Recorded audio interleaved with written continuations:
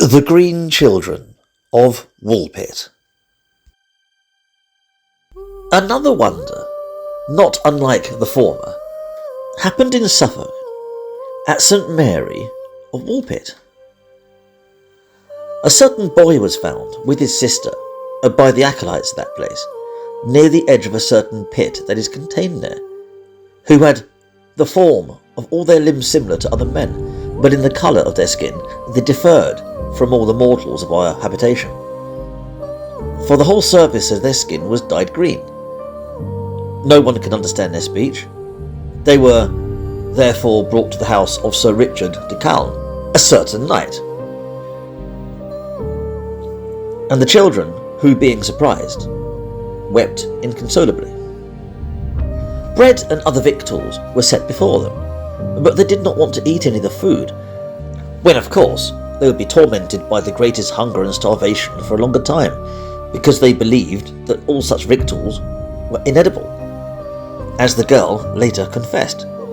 At last, when the beans had been freshly cut with the sticks in the house, they begged with the greatest eagerness that some of the beans should be given to them. Those brought before them, they opened the trunks, but not the pods of the beans, thinking that the beans are contained in the hollow of the trunk, the beanstalk. But when the beans were not found in the piles, they began to cry again. When the bystanders noticed, they opened the pods, exposed the beans, and the children ate them with great gaiety, having not touched any other food for quite a long time by now.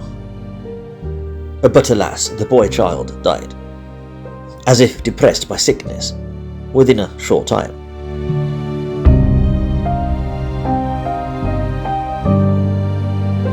But the girl became accustomed to every kind of food, and eventually lost that green colour, and gradually recovered the blood-like condition of her whole body.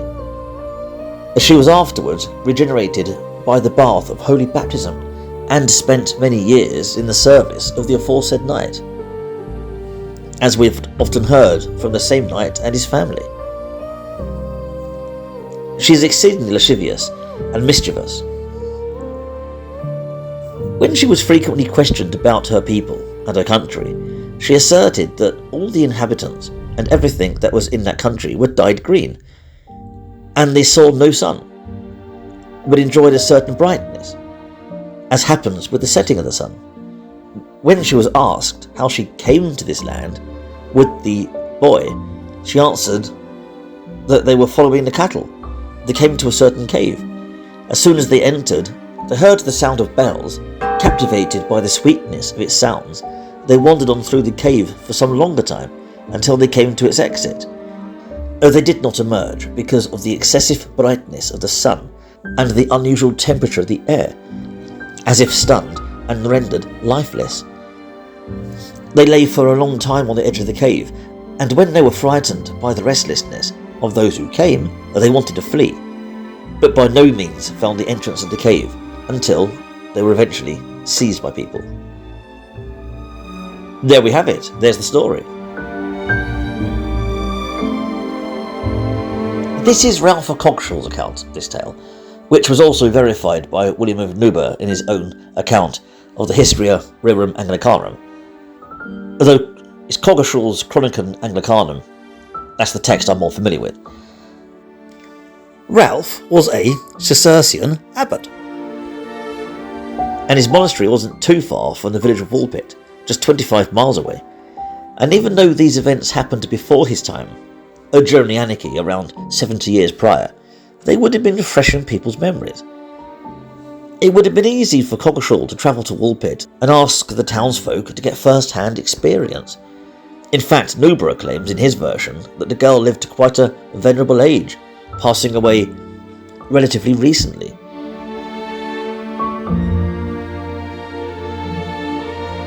She lived in the service of Sir Richard of Calne before marrying a man from a town 40 miles away in King's Lynn. So, what occurred here? What can we speculate on? Green children travelling through a magic cave who don't speak a language understood? I'm not going to delve into cryptozoology for this one, as it really does seem to have pretty mundane origins. There are a few reasons why their skin is green, going from dirt and neglect to disease. And the girl did get better, ending up with quite regular, white European skin. Any language is unknown to anyone unfamiliar with it, like a Welshman going to Dubai and talking in Welsh would be considered speaking in an unknown language. They were only trying to eat the beanstalks because they were ignorant to cooking, not because they were little green aliens from outer space or fairy creatures from folklore. We don't even know the age of the children either. They could have been 4 or 5. Could have been 10. We don't know the development. Well, okay, we might do. As with the merman, they make a mention of his ignorance of the customs, including Mass and the church. Highly unusual for the 12th century, but with the green girl, at least she knew about Mass in the church and got baptised in the end. She was familiar with customs, suggesting that she had been exposed to a European Christian way of life. So, could they be feral children? An unfortunate situation for any child to be in, becoming feral for any reason, neglect, lost, abandoned or orphaned, possibly stumbled upon the village of Woolpit and discovered by the locals, lacking any coherent speech and not being familiar with any of their customs. Unfortunately for this theory is that the girl learned English. She pretty much grew up into a perfectly healthy adult before getting married and moving from village to town. She lived as a servant for years, grew up in a castle, well, a manor, but you know what I mean. It doesn't fit with any feral children that we hear of, who have delays or blocks in speech and manners. Okay, maybe she, as only the girl's story remained, the boy died, was older and past the basic years of mental development, say 8 or so years old. Now we're no longer talking about a feral girl with babble speech, but we're also leaving the realms of feral. A child abandoned or lost in the wilderness isn't always feral. Could it be delirium? Another theory is arsenic poisoning. Parents or carers decide to kill their children, let them die. Would explain why they were brought to a cave, then suddenly were nowhere near home.